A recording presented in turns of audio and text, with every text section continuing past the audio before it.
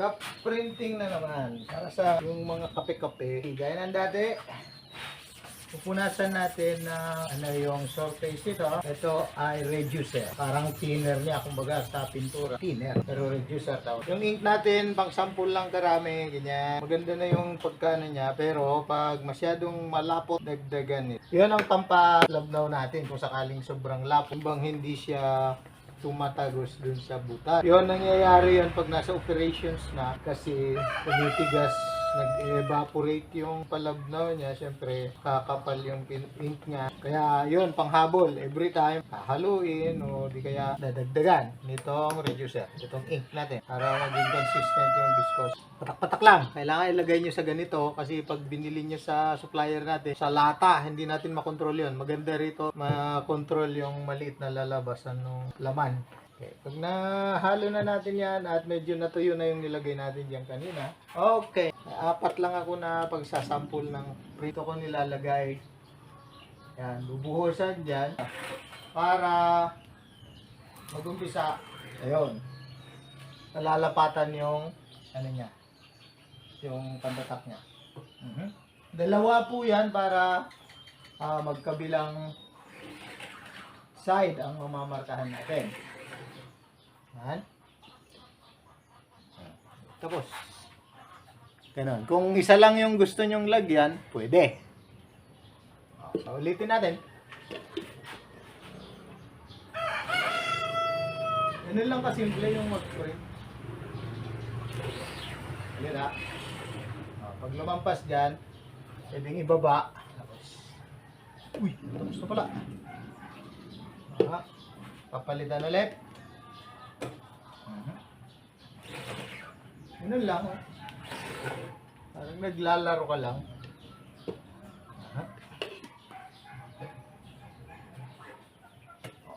Ganyan.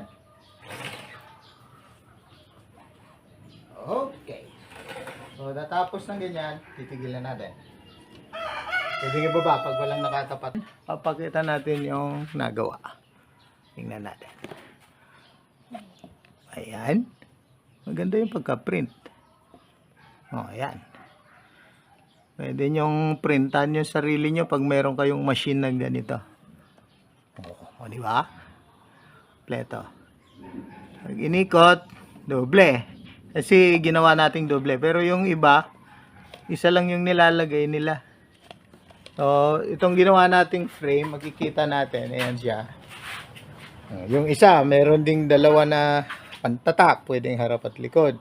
Minsan yung, kung ilan yung sugar, may ganun din eh.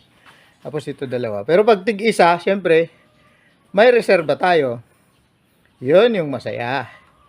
Yung may reserba. Ayan, tapos na natin. Yan po. Natapos pong mag-print, edi maglilinis na po. Haluwa ganito. Yung mga nut niya dito para mamanipula natin. Kailangan natin ng cardboard. Ganito. Okay? Yung cardboard, pang scrape natin sa sobra. Tapos pwede natin ibalik. At yung natirang ay pwede pa rin gamitin afterwards. Halimbawa, nag-rest lang kayo, kakape o kakain, pwedeng bumalik ulit. Sobra rito, pwede rin nating scoopin. Ibabalik sa lalagyan natin ito. Papansin nyo, kumukulog, no? Kung nakaraang ilang araw, yung bagyong Quiapo na lasa dito sa Ilocos Norte. Dito po kami sa bayan ng Pasukin. Ang city po namin ay Lawag. Medyo tinamaan kami ng tagbaha. Tapos ito, na-postpone to sa gawa ng mga pagbaha na yun. Pati dito sa bahay, binabaha eh. Gagamitin din natin itong reducer. Itong reducer po ay pinakamaaksaya dito sa parte na to, sa parteng paglilinis. Ganyan, pag manipis na yung ink na gano'n, yan, na lang. Punas-punasin lang na ganyan. Tapos pipick upin yung mga natirang ink. Kailangang malinis agad kung tumigil tayo at mag-print ulit sa ibang panahon. Kasi po, importanteng magandang itago natin itong stencil natin para maganda ulit siyang gamitin sa susunod. At ito ay ipapadala namin sa Bacolod. Bacolod ba yun? Basta sa Visayas. O yata, sa Bacolod. Hilimutan ko, sir. Basta, doon. Kaya pag hiwa-hiwalayin ko na, i-impake natin mamaya. Habang nililinis, ganito lang maglinis. Papasurwar ko mamaya. Kailangan marami tayong pamunas na ginagawa, pira-piraso. Para pag napuno na ng na-pick up na ink ito, papalitan natin. Ayan. Para maka-pick up ulit siya ng mas marami.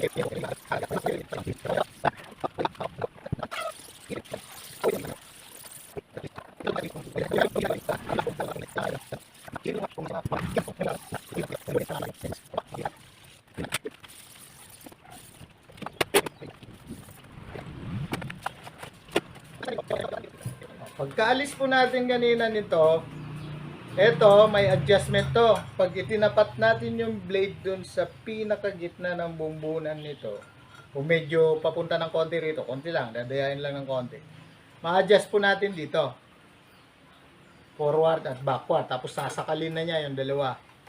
Ito naman, kung gusto nating tumaas o bumaba,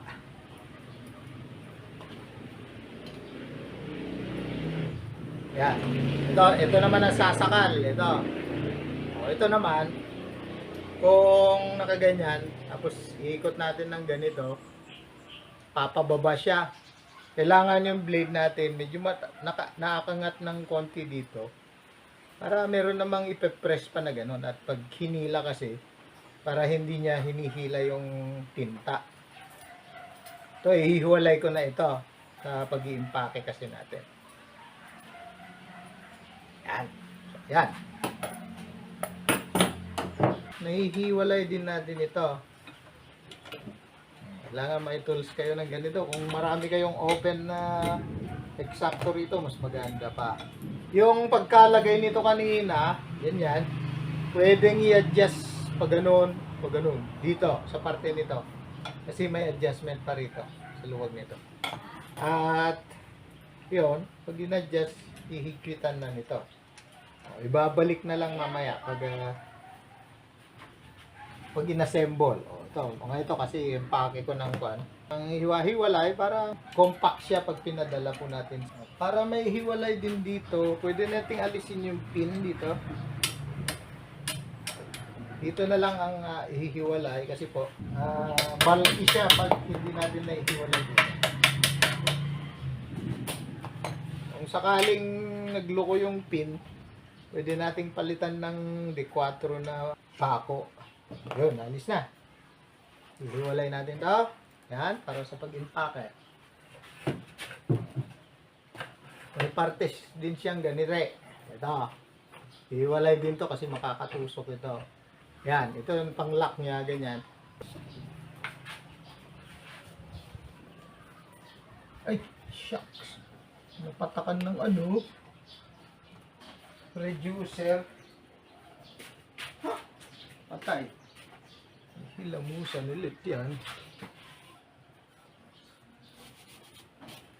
Ay, patay.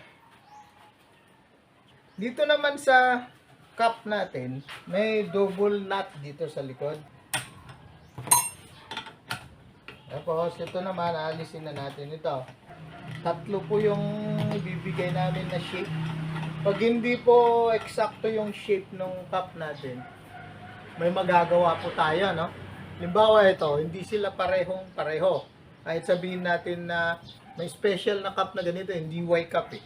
Magkaiba sila. Pero halimbawa ito, may kapares siyang ganito. Gagawin, may nabibili na foam, i-spray natin ganyan, tapos i-fit natin ng ganyan. Pag na-fit ng ganon, hindi na siya, maganda na yung pagkakapit niya, yun na yung gagamitin nating shape nito para eksaktong-eksakto. Hindi ko lang maipasok kasi pinapatuyo pa lang ito. So, ihihiwalay dyan mamaya. I-adjust natin yung tilt niya.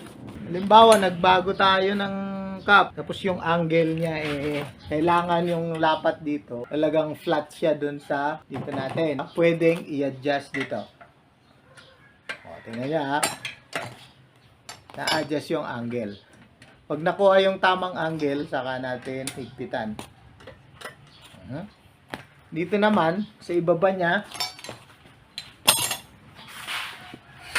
ito, susungkitin natin dito sa ilalim. Ito na-adjust forward, backward. Mayroon siyang slot dyan para makuha yung tamang tapat na naman. Kasi iba-iba yung cup natin. Kailangang may adjust natin para maitapat yung print dun sa pagpiprintan. Halimbawa, kagaya nito, pwede pa nating i-adjust yung print pababa. So, mag-a-adjust, itutulak pa ganun. Dito. At ihiwalay natin dito.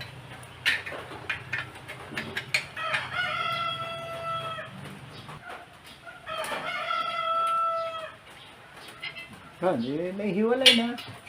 Babalik din natin po dito. Yung pin pala, babalik ko muna dito.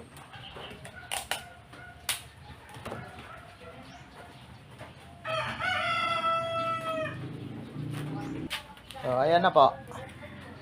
I-impake na lang at papadala na sa